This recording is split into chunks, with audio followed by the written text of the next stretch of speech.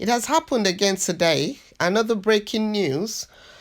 The kidnappers, the herdsmen terrorists who have taken over the forests in Nigeria, taken over the express roads.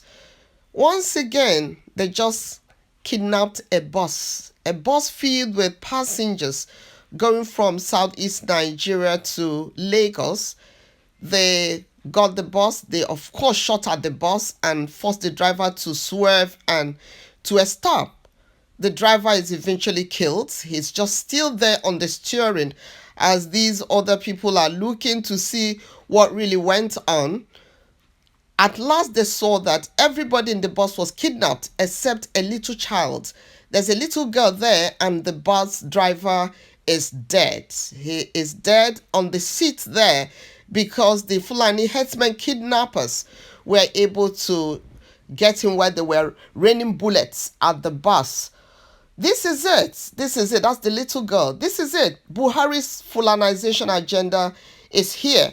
Remember when Buhari asked us, wouldn't you rather sell your ancestral lands?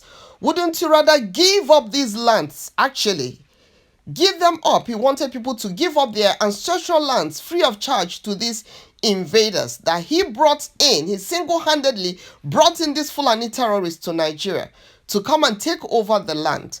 When he said to Nigerians, wouldn't you give up these your ancestral lands than be killed?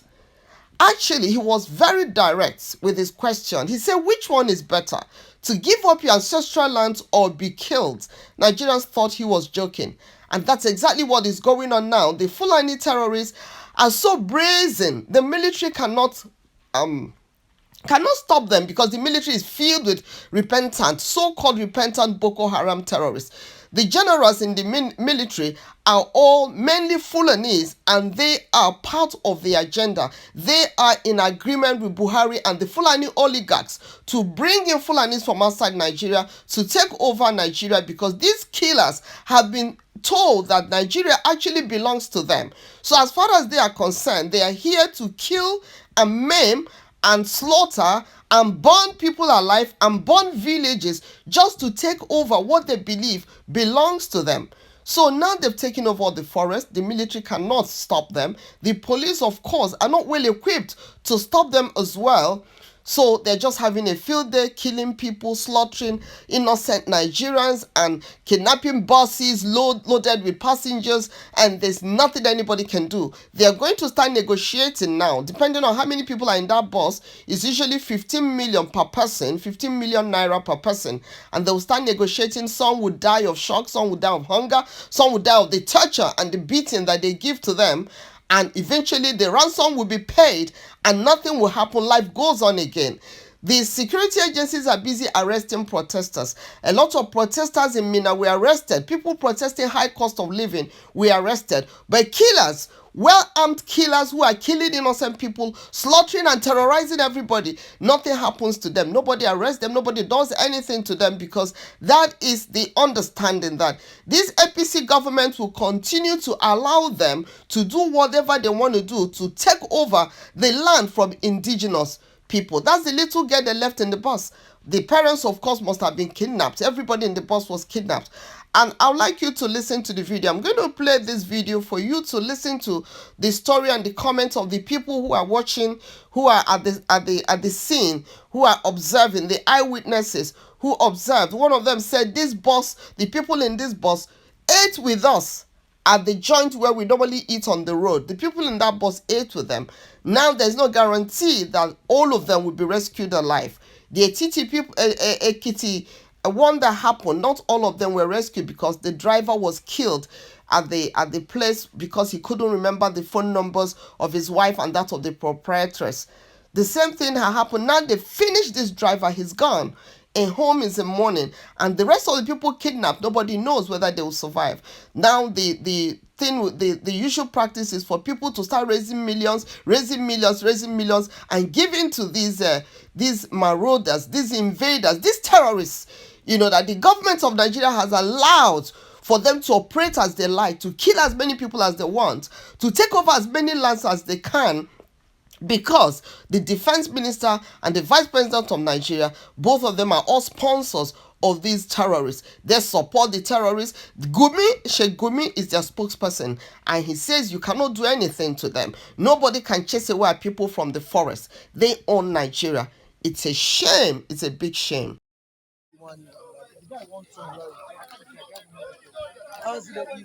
The guy won turn. Maybe they come from Lagos. I don't know where they come from. No, they come from Lagos. All of us eat for that place now. Okay, Pakure. Yeah. All of us eat there.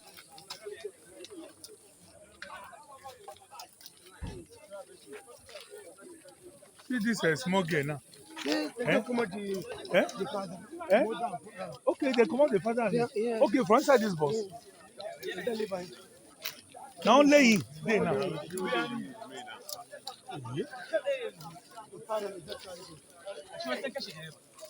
What are the... Ah!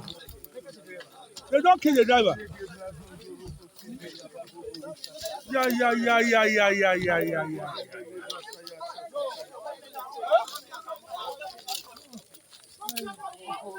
If again, they are abandoned.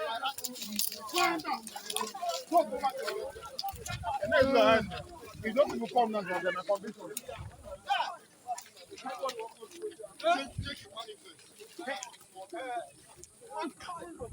My concern is this small girl first. Yes. My concern, why is the driver?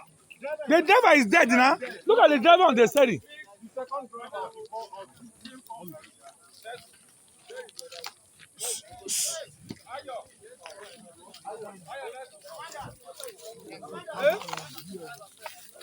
And the driver with that. See the driver.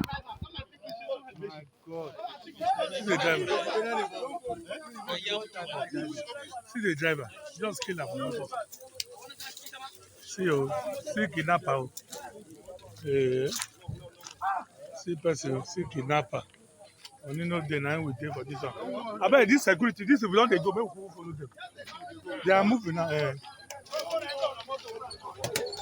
Oh yeah, make now go. Why motor? Okay, make we dey go, make we dey go. How would that be? See, kidnapper. Oh. Yeah. Where our motor? Where our motor? Come. Where the motor? So?